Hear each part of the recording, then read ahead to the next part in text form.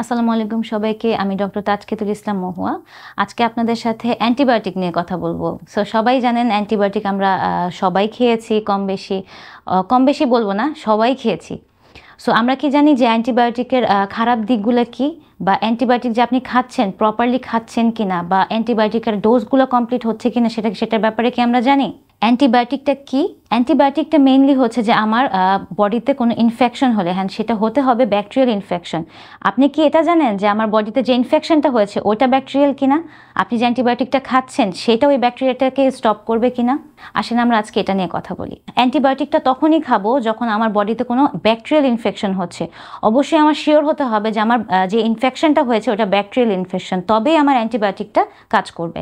অ্যান্টিবায়োটিকটা যখন আমি স্টার্ট করব অবশ্যই খেয়াল রাখতে হবে যে এটা আমার বডির ইনফেকশনের জন্য পারফেক্ট কিনা, বা ইনফেকশনটা ও প্রিভেন্ট করবে কিনা, তখন আমি অ্যান্টিবায়োটিকটা স্টার্ট করব। অ্যান্ড ডক্টর আপনাকে অবশ্যই একটা নিয়ম বলে দিবে যে আপনার 5 দিন খেতে হবে বা 10 দিন খেতে হবে বা কতদিন খেতে হবে, আপনাকে প্রেসক্রিপশনে লিখে দেওয়া হবে। কিন্তু আপনি কি প্রেসক্রিপশন ফলো করছেন? আপনাকে হয়তো 3 বেলা লেখা হচ্ছে, আপনি সেখানে 2 বেলা খাচ্ছেন, তখন কি আপনার অ্যান্টিবায়োটিকটা কাজ করবে? বা আপনি হয়তো আপনাকে 7 দিন লেখা হয়েছে, আপনি 4 দিন খেয়েছেন, বিকজ আপনার যে ইনফেকশনটা ছিল ওটা ইমপ্রুভ হয়ে গেছে, তখন আপনি অ্যান্টিবায়োটিকটা অফ করে দিচ্ছেন। এই অ্যান্টিবায়োটিকটা অফ করাতে আপনার কি কোনো অসুবিধা হবে, এটা কি আপনি জানেন? এরকম অনেক কিন্তু প্রবলেমের সম্মুখীন আমরা ডক্টররা হয়ে থাকি, যে পেশেন্ট আসছে অলরেডি সে ফার্মাসি থেকে ওষুধ কিনে অ্যান্টিবায়োটিক খেয়ে এসেছে, কিন্তু প্রপার ডোজে খায়নি বা প্রপার ডোজটা তারা মেনটেনও করেনি, বা যে কয়দিন খাওয়ার দরকার সেই কয়দিনও খায়নি, বা এমন হয়েছে যে ইনফেকশনের জন্য যে অ্যান্টিবায়োটিকটা দেওয়া দরকার ছিল ওনাকে সেই অ্যান্টিবায়োটিকটাও খেয়ে আসেনি। তখন কিন্তু ডক্টররা আমরা অনেক বিপদে পড়ে যাই যে এই পেশেন্টটা আমরা কিভাবে হ্যান্ডেল করব। অবশ্যই খেয়াল রাখবেন যে আপনি ফার্মাসি থেকে বা হচ্ছে যে কোনো কোয়াক থেকে বা আশেপাশের লোক থেকে শুনে কোনো অ্যান্টিবায়োটিক খাচ্ছেন কিনা। অবশ্যই খেয়াল রাখতে হবে যে আপনার বডিতে বা আপনার জন্য, আপনার বডি ওয়েটের জন্য যতটুকুন ডোজ দরকার অতটুকুন ডোজ কি আপনি খাচ্ছেন, এটা অবশ্যই ইম্পর্ট্যান্ট। কাজ হচ্ছে যে আপনি যখনই এগুলো মেনটেন করবেন না, তখনই কিন্তু আপনার বডিতে যেটা হবে অ্যান্টিবায়োটিক রেজিস্ট্যান্স নামে একটা সমস্যা হবে, যেটা ফিউচারে হয়তো বা আপনার ওই অ্যান্টিবায়োটিকটা আর কাজ করবে না। তখন আপনি আপনার ইনফেকশনগুলো কিভাবে সলভ করবেন বা কিভাবে আপনার ইনফেকশনগুলো সারবে। এখন আসি আমরা অ্যান্টিবায়োটিক রেজিস্ট্যান্সটা কোথা থেকে আমাদের আসছে বডিতে। এমন হতে পারে, যেটা এতক্ষণ আপনাদের বলছিলাম, যে আপনারা হয়তো প্রপার ডোজে খাচ্ছেন না, বা আপনার বডি ওয়েট অনুযায়ী আপনি প্রপার অ্যান্টিবায়োটিকটা ইনটেক করছেন না, বা যেই কয়দিন খাওয়া দরকার ছিল সেই কয়দিন খাচ্ছেন না, বা কোনো হচ্ছে অ্যানিমেলের থ্রুতে এসেছে, যেমন হচ্ছে কোনো মিউটেশনের থ্রুতে এসেছে। যেমন হতে পারে যে আমরা প্রচুর পরিমাণে পোলট্রি মুরগি খেয়ে থাকি, যেই মুরগিতে কিন্তু অলরেডি আমরা জানি যে অনেক অ্যান্টিবায়োটিক ইউজ করা হয়, সেই ক্ষেত্রেও কিন্তু আমাদের অ্যান্টিবায়োটিক রেজিস্ট্যান্সটা হচ্ছে।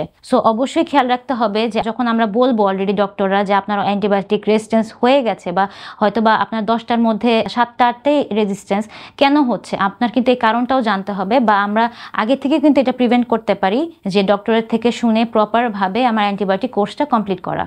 আসুন এখন আমরা জানি কিভাবে আমরা প্রতিরোধ করব এটাকে। প্রথমে যেটা আপনাদের বলছিলাম যে অবশ্যই ডক্টরের প্রেসক্রাইব অনুযায়ী আপনার অ্যান্টিবায়োটিকটা খেতে হবে। এখন যদি কোনো ডক্টর লিখে থাকে যে আপনার 7 দিন খেতে হবে, আপনার অবশ্যই 7 দিন খেতে হবে।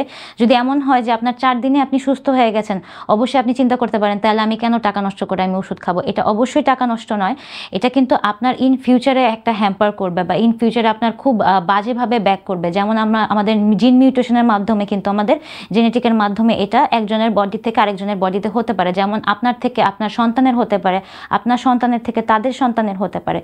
অবশ্যই খেয়াল রাখবো আমরা যে এই প্রবলেমটা জানি আমরা ফিউচারে কেউ না দিই। তারপর আমরা যেটা করতে পারি, আমরা সংক্রামক এরিয়াগুলো অ্যাভয়েড করতে পারি, যেমন হসপিটাল এরিয়াগুলা, তারপরে হতে পারে যেই এরিয়াগুলাতে আমাদের হসপিটালের বর্জ্য ফেলা হচ্ছে সেই এরিয়াগুলা, তারপরে হতে পারে যে হসপিটাল আন্ডার কনস্ট্রাকশন, বা হতে পারে প্রপার ওটি নেই, বা হচ্ছে প্রপার এনভায়রনমেন্ট আমরা মেনটেন করছি না, সেই সব জায়গা আমাদের অ্যাভয়েড করাটাই বেটার। আমাদের একটা প্রচলিত ধারণা আছে যে জ্বর ঠান্ডা কাশি এটাতে আমাদের অ্যান্টিবায়োটিক খেতে হবে। আমাদের এই ধারণা থেকে বেরোতে হবে, কারণ হচ্ছে জ্বর ঠান্ডা কাশি এটা এমনও হতে পারে, এটা সিজনালও হতে পারে, সিজনাল ফ্লু যেটা আমরা বলি।